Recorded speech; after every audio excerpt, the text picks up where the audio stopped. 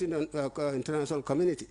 We are praying for you because good, efficient, and effective leaders are hard to come by. You are the first African head of state who had proven beyond all doubt that in terms of development, it's total. Men and women have to come together. You are the first head to appointing a woman as vice president. You didn't mince your words. In fact, you've done it not oppressively. I think this is just the message, that's the crux of the matter.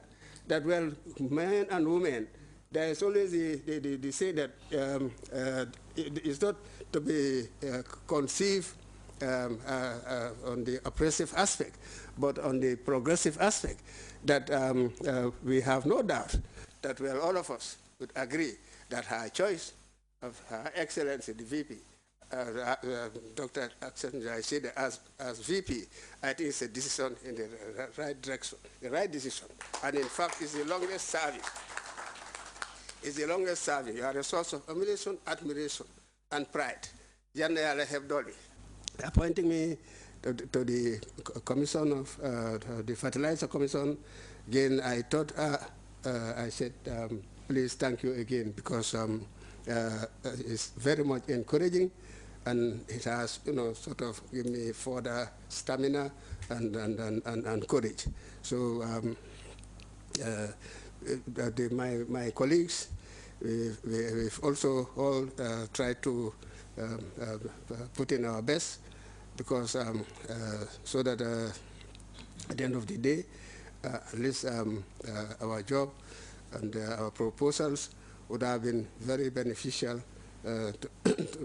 for this country, because if you read through the report, I have no doubt, as highlighted here by the chairman, that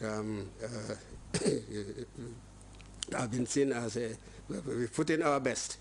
Yeah, we put in our best, and we hope at the end of the day it will also circumvent a lot of other would-be problems that that are hidden in this fertilizer procurement business. To conclude, I think definitely truth to tell, this both me and all Gambians.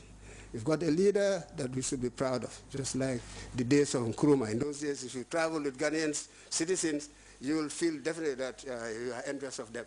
They are highly honored. That's honor now, Your Excellency. You've placed us in that position, which is great. You have pronounced that the commissions are here to stay. You don't mince your words. Yes. This is the crux of the matter. The commissions are here to stay. Then, well, as the saying goes, if the lion roars and they choose to go, then I see it as suicidal. So this, I think, definitely, the type of leader we have is giving the warning, because I always see our positions as positions of trust. We have to really do everything possible, because whatever you do, the reflection, the good, if it is bad, there are those who will just justifiably criticize the government when it is not correct, when it is not proper. We all have to see our positions as big trust and honor. But then the overriding factor is to address us on the responsibilities. I can work with anybody, Your Excellency, but only those who are not committed. I don't also go by people calling but proven ability. Let's deliver. If you have problems, let's talk together. I do not claim to be a master know-all. I don't claim having all the answers on my sleeves. I believe in consultations. What you do know, what I do, you come together, and then a very well-considered decision, and conclusion. Then this is all what is required. That nobody has all the answers. And this is your advocate. That we work together, that we have due regard for our job, and respect for our job, and so we deliver. Because otherwise, well, obviously, we are doomed to failure, and it's going to be very much disheartening and discouraging. So I think now I just want to, as I said, I had the rare privilege of now facing you, and to be able to express my gratitude, my appreciation for all what you've done for me, and that alone, even when I'm asleep, I at times wake up hastily to say, well, jerejef yalla, jeje waji ton jeregen jef. Man, I'm highly inspired by you for many, many reasons. I always feel exceptionally overwhelmed when I see you, the way you treat your mother. The first ever head of state, your mother, Luma Amyala Yola. That definitely I've never seen anywhere in the world. And keep it up. So you kneel for your mother. I was at Bujinga. I started shedding tears. Keep it up. You are on course. Parce que my name on course. So I feel I should just animate this course, and that's why in the English and in the vernacular. So these remarks, Your Excellencies, President, the Vice President, Cabinet Ministers, all others present here, all protocols duly observed and respected.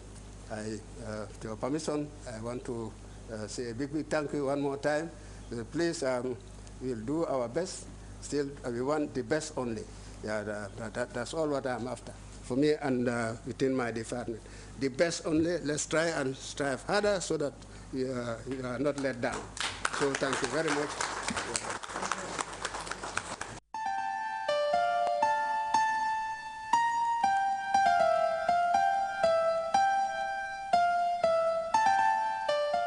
With your kind permission, Your Excellency, I wish to call on the Honorable Minister of Agriculture, Mr. Owens, to make a remark on what has already been said.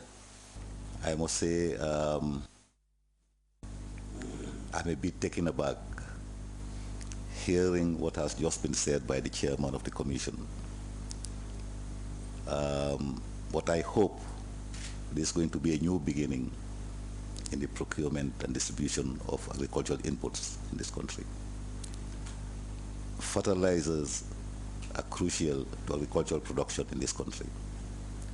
When you talk to farmers nowadays, they talk about the two main ingredients or inputs into agriculture. That's the soil and the seed.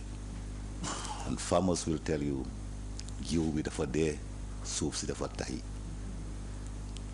And the only way to reinvigorate agriculture with these two important ingredients is to add fertilizer amendments to the soil and to develop better breeds of seeds. Seeds and fertilizer together make up total agricultural production and thus the economic development of this country. Hearing what the chairman has just said, I must say it's extremely, extremely disheartening. I don't know where the things went wrong, but it's disappointing to hear that technical people in the Ministry of Agriculture will be held responsible for all the malpractices that has resulted in this.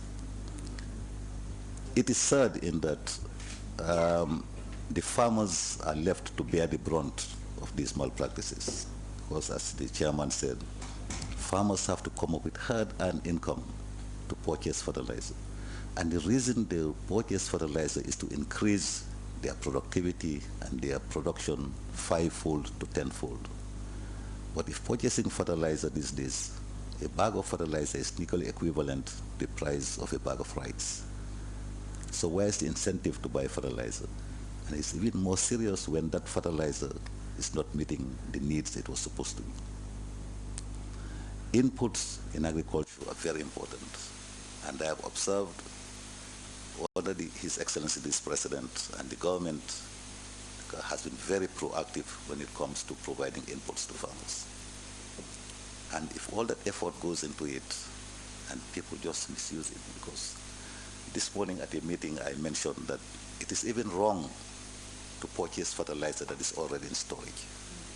From experience, you order a fertilizer and have it manufactured. Because the active ingredients of fertilizer are things that go into the air. That's why we say the shelf life of fertilizer is very, very short. So you order the fertilizer from reputable companies that can guarantee the manufacture of this, put in the necessary ingredients. We hear of urea, which has 46% nitrogen, but it can disappear just like that. And so what you sell to the farmer is virtual inert material, has no use, once that nitrogen is gone. I heard about some grades of fertilizer from the chairman I've never heard in my life. You know, I don't know, zero, what, but it's crazy. You know, these are, I just don't know. But again, if you don't purchase the fertilizer before